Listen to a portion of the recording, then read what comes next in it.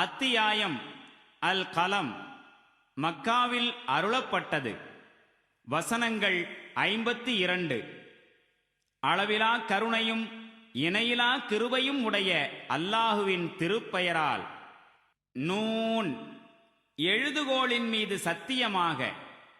எழுதுவோர் எதனை எழுதிக் கொண்டிருக்கின்றார்களோ அதன் மீதும் சத்தியமாக. நீர் இறைவனின் அருளால் பைத்தியக்காரர் அல்லர்.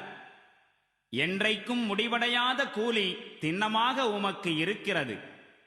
மேலும் திண்ணமாக நற்குணத்தின் மிக உன்னதமான நிலையில் நீர் இருக்கின்றீர். உங்களில் எவர் பைத்தியத்திற்குள்ளானவர் என்பதை விரைவில் நீரும் கண்டுகொள்வீர், அவர்களும் கண்டுகொள்வார்கள்.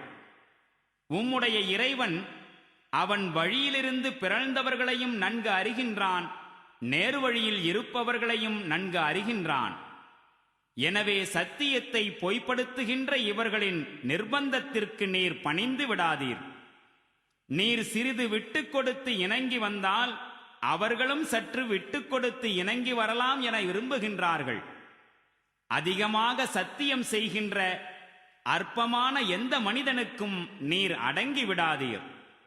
அவன் திட்டுகின்றவனாகவும் புறம்பேசி திரிபவனாகவும் நன்மை செய்ய விடாமல் தடுப்பவனாகவும் கொடுமைகள் புரிவதில் வரம்பு மீறி செல்பவனாகவும் பாவச் செயல்கள் அதிகம் செய்பவனாகவும் இரக்கமற்ற கொடுமைக்காரனாகவும் இத்தனைக்கும் பிறகு இழிபிறவியாகவும் இருக்கின்றான்.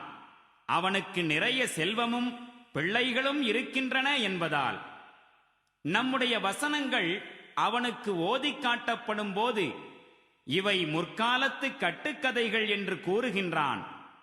விரைவில் நாம் இவனுடைய தும்பிக்கையின் மீது சூடு இடுவோம்.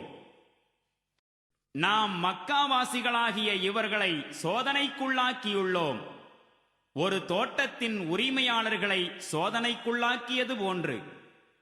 ஒருபோது அவர்கள் தங்களுடைய தோட்டத்தின் கனிகளை நிச்சயம் அதிகாலையில் பறிப்பதாக சத்தியம் செய்தார்கள்.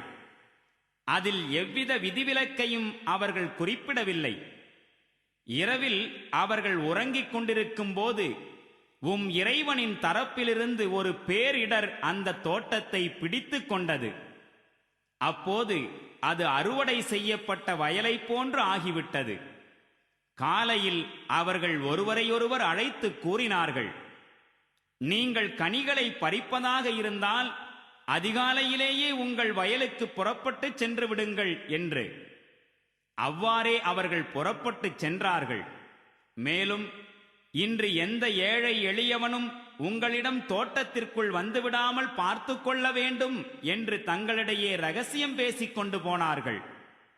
அப்படி எதையும் கொடுக்க கூடாது என்று முடிவு செய்து அதிகாலையில் கனிகளை பறிக்க ஆற்றலுள்ளவர்கள் போன்று அவசரமாக அவர்கள் அங்கு சென்றார்கள். ஆனால் தோட்டத்தை அவர்கள் பார்த்தபோது கூறினார்கள், நாம் வழிதவறிவிட்டிருக்கிறோம். இல்லை, உண்மையில் நாம் இழப்புக்குள்ளாகிவிட்டோம். அவர்களிடையே மிகவும் சிறந்த மனிதர் கூறினார், நீங்கள் இறைவனை துதிக்க வேண்டாமா? இதை நான் உங்களிடம் கூறவில்லையா? அப்போது அவர்கள் கூறினார்கள், மிக தூய்மையானவன் எங்கள் அதிபதி. உண்மையில் நாம் தாம் பாவிகளாயிருந்தோம். பின்னர் அவர்கள் பரஸ்பரம் பழித்துரைக்கலாயினர். இறுதியில் அவர்கள் கூறினார்கள், எங்களுடைய கேடே, ஐயமின்றி நாங்கள் வரம்பு மீறியவர்களாகிவிட்டோம். எங்கள் அதிபதி இதற்கு பகரமாக இதனைவிட சிறந்த தோட்டத்தை எங்களுக்கு வழங்கக்கூடும். நாங்கள் எங்கள் அதிபதியின் பக்கம் திரும்புகின்றோம். இப்படித்தான் இருக்கும் வேதனை. மறுமையின் வேதனை இதனைவிட கொடியதாகும். அந்தோ இவர்கள் இதனை அறிந்திருக்க வேண்டுமே. திண்ணமாக இரையச்சமுடைய மனிதர்களுக்கு அவர்களின் இறைவனிடத்தில் அருள் நிறைந்த சுவனங்கள் இருக்கின்றன. கீழ்ப்படிபவர்களின் நிலைமையை குற்றவாளிகளின் நிலை போன்று நாம் செய்துவிடுவோமா என்ன? உங்களுக்கு என்ன நேர்ந்து விட்டது? நீங்கள் எப்படிப்பட்ட முடிவை எடுக்கின்றீர்கள்? உங்களிடம் ஏதாவது வேதம் இருக்கின்றதா?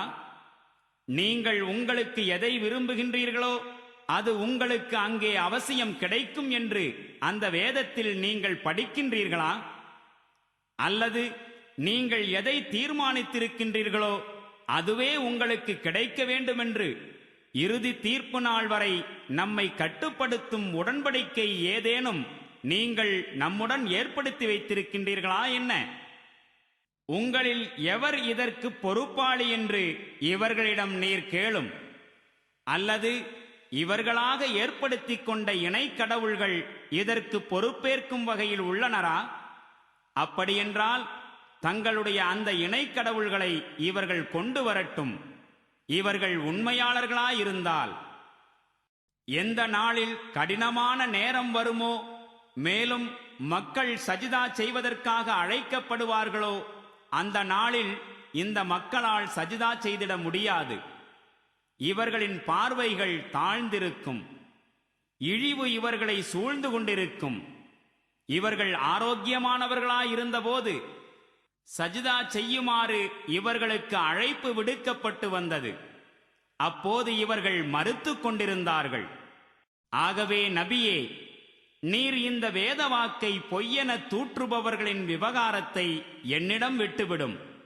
படிப்படியாக இவர்கள் அறியாத விதத்தில் அழிவின் பக்கம் இவர்களை நாம் கொண்டு செல்வோம். நான் இவர்களுடைய கடிவாளத்தை தளர்த்தி விட்டிருக்கின்றேன். எனது சூழ்ச்சி மிக உறுதியானதாகும். என்ன, நீர் இவர்களிடம் கூலி எதுவும் கேட்கிறீரா? அவ்வாறு இவர்கள் கடன் சுமையால் அழுத்தப்பட்டுக் கொண்டிருக்கின்றார்களா? அல்லது மறைவானவற்றை பற்றிய ஞானம் இவர்களுக்கு இருந்து அதனை இவர்கள் எழுதிக் கொண்டிருக்கின்றார்களா? சரி, அதிபதியின் தீர்ப்பு வரும் வரை பொறுமையாயிரும். மேலும் மீன் மனிதராகிய யூனுஸ் போன்று ஆகிவிடாதீர். அவர் துயரத்திற்குள்ளாகி இருந்த நிலையில் அழைத்தபோது அவருடைய அதிபதியின் கருணை அவருக்கு கிடைத்திராவிட்டால் அவர் இழிவுக்கு ஆளாகி பொட்டல் வெளியில் எரியப்பட்டிருப்பார். இறுதியில் அவருடைய அதிபதி அவரை தேர்ந்தெடுத்துக் கொண்டான்.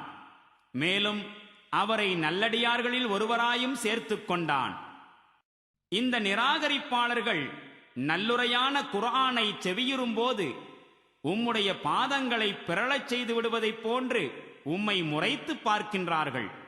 மேலும் நிச்சயமாக இவர் ஒரு பைத்தியக்காரர் என்றும் கூறுகின்றார்கள். ஆனால் உண்மை நிலை யாதெனில் இது உலக மக்கள் அனைவருக்கும் ஒரு நல்லுரையாகவே இருக்கிறது.